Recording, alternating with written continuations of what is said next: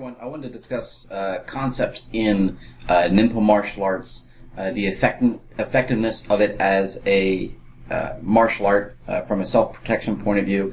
And I want to first consider redefining exactly what self-defense is. A lot of times when people say, is a martial art effective, right? Or is it BS? Is it, something like that? They consider can the person fight? And that is one aspect of martial arts for sure. But, self-defense is much broader in nature than just saying, can someone fight? First of all, in Ninpo, we say that we defend, right? There's a proactive defense, that is taught. But beyond that, to kind of think about it, think about a life defense. Right, so just to give you some examples of what I mean by that is not just about physical confrontation, but self-preservation and preservation of the people around you. And this is kind of the context of in Ninpo when we talk about self-defense. It's not just about some one-on-one or anything like that. So I'm going to talk about it from a context of some real-life examples that I've had and that students have shared with me, that how this martial art has saved them, sometimes even in a life-threatening situation. So just to kind of cite some examples, one of the probably the more contentious places that I find that the stories, also from myself but also from students have about using their Ninpo training is involving vehicles. People kind of a vehicle is, it's sort of like money, right? Is that a vehicle is an extension of your personality. So you give somebody power, the power of, having this huge object with a lot of weight, and kind of, their personality comes out. So as we do, or how we do anything is how we do everything, right? So, myself, I was actually traveling in England one time, and the streets over there are completely backwards. They have it completely backwards from the way it's supposed to be. But I was with my wife, and we were getting ready to cross at a pedestrian crosswalk, and there was a 2-lane street there. The light was just getting ready to change, and when it came up, a car came up and it had stopped, and the person, the driver, was sitting there waving for me to go ahead. Of course, I'm used to, when I cross the street, for me, I don't know about you, but, just like you're taught as a kid, I look both ways. It doesn't matter if it's a one-way road or not, so I'm going to look, I'm going to try to be aware. So the car stopped and it had waved me on, and, I started to walk. And what I didn't see was, because of the line of cars that were behind it obscured it, there was another car that wasn't stopping and was just cruising right along. And I couldn't actually see it until it was just about to swipe out my legs. So right as it was coming along, I basically stepped back. In Ninpo training, we do what we call Tai Sabaki, which is evasion training. And basically, you'll see where I have a bamboo sword or some kind of stick or something like that, and we're swinging it and practicing. You're practicing your reaction skills. So, obviously, a car is going to win, right?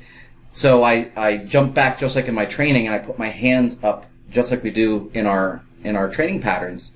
And the car whizzed right by me, didn't stop, but I definitely would have seen better days had I not had my training in that situation. Likewise, my wife likes to talk about how many phones she's saved because she's been able to catch them in midair as they're falling. But some other examples would be, I actually had a student one time that was riding on a motorcycle, and his motorcycle was stopped, and a vehicle came up behind him and didn't stop, just hit him. The motorcycle flipped back over front, and he went shooting off the front. And he was going face first towards the ground at a very quick rate, and he actually managed to do a dive roll, and he popped right back up. His motorcycle was destroyed, but he was okay. He just it felt like class to him, right? So these are examples of not someone who's physically coming at you, but learning to be prepared for a lot of different things. Another really interesting example that I had is I had one of my instructors who was heading home on a rainy night, and it was obviously the vision wasn't that great. It was obscured with the rain and the darkness. And he was driving down the road, and there was a car beside him, and it had a younger driver in there who wasn't paying attention and actually hit his car and sent up over the median into oncoming traffic. And he just had, he landed, his car came to rest that way, and he said that he just remembered seeing headlights coming right towards him, and he knew that if he got out of his car, that he didn't have time, right? So he would basically take his chances inside of his car, so he just remembered closing his eyes as he saw this headlight coming, barreling right towards him at a fast speed. He just closed his eyes and prayed, and somehow the car came to a stop within inches of the front of his car. Now, fortunately, the kids that were in the other car that ran him across the median had stopped, and they ran over, and he was getting help from them trying to push his car, to the shoulder so it would be out of the line of traffic of these cars that were coming. The car that had narrowly missed him had taken off. It was gone. So him and these kids were trying to do it, and he was putting a lot of effort into it, and what he didn't realize is the kids suddenly stopped pushing, and they were screaming at him. And when he looked up, there was a car that was just about to strike his vehicle. And his car got hit from the front by an SUV, and he said he remembered just doing a same thing, like a taisabaki, a movement to the side, and he felt the side mirror on the car literally brush past his chest as it went by. The car took off. It was a hit and run. So that's a lot of unique stories. I actually have one more that I'll share with you. And again, this is just to kind of stress the point that self-defense is so much more than combative fighting, right? It's about self-preservation. In Ninpo we say that, it's better to not be involved in a fight. You don't know if that person has a weapon. It's not like a Jackie Chan movie where you're going to sit there and pull off some crazy move. Our ultimate objective is to go home, and to be as unscathed as possible.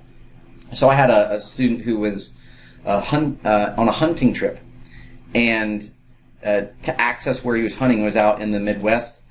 It wasn't able to do so by car, so what they did is they had all get onto these huge horses, and they were going to navigate the land and go to their spot and do some camping and do some hunting. So my student hopped on this huge horse, and the horse kind of had a mind of its own. Maybe his horsemanship, his bajutsu wasn't as good as it could be. Maybe a little bit of both. But the horse decided that it was going to go underneath of a tree. And when it did, it was able to clear underneath, but the rider on top was not able to clear the branches. So as the horse went under, he took my student into a bunch of branches, and about this thick of a branch went right into his eye. And when that happened, it knocked him off the back of the horse. So he was a good ways off the ground, probably 5 feet or so, and he fell, back off the horse, and the horse just kind of walked along.